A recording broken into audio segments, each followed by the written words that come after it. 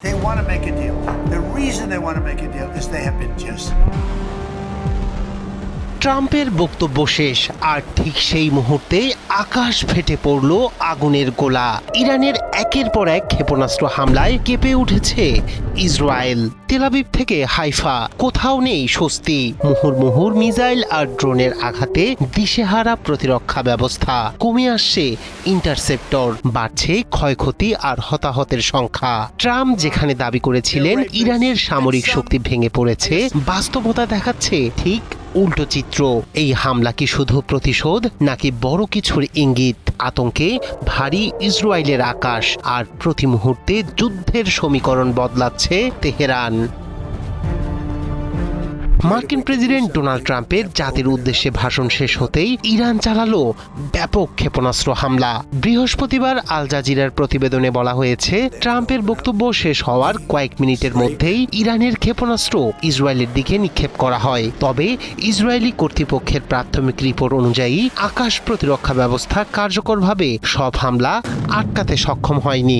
বিশেষ করে আধুনিক ইন্টারসেপ্টর মিসাইলের সংখ্যা সীমিত হওয়ায় অনেক ক্ষেপণাস্ত্র লক্ষ্যবস্তুতে আঘাত আনতে সক্ষম হয়েছে।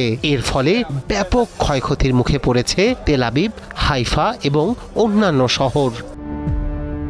ট্রাম্প দাবি করেছিলেন ইরানের নৌ ও বিমান শক্তি বড় ধরনের ক্ষতির মুখে পড়েছে এবং তাদের ক্ষেপণাস্ত্র ও ড্রোন হামলার সক্ষমতা উল্লেখযোগ্যভাবে কমে গেছে। কিন্তু বাস্তবতা দেখাচ্ছে ইরান এখনো অপ্রতিরোধ্য এবং আক্রমণ চালাতে সক্ষম। একের পর এক ক্ষেপণাস্ত্র ও ড্রোনের হামলা ইসরায়েলকে দিশাহীন অবস্থায় ফেলে দিচ্ছে। আকাশ প্রতিরক্ষা ব্যবস্থা সঠিকভাবে কাজ না করায় সামরিক স্থাপনাগুলোর পাশাপাশি বড় ক্ষতির মুখে সাধারণ নাগরিকদের বসতি। হতাহতের সংখ্যা বাড়ছে এবং আতঙ্কময় পরিবেশে মানসিক রোগীতে পরিণত হচ্ছে ইসরায়েলি বাসিন্দারা। চাপে পড়েছে হাসপাতাল ও জরুরি সেবা। বিশ্লেষকরা বলছেন, এই মুহুর্মুহুর হামলা ইরানের কৌশলগত প্রতিশোধের অংশ।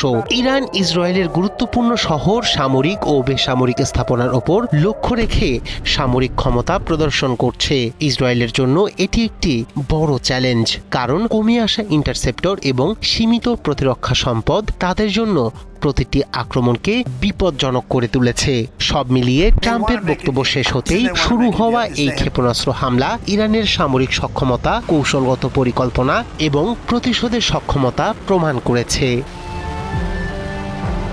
রায়হান কবির শুভ্র, ৭১।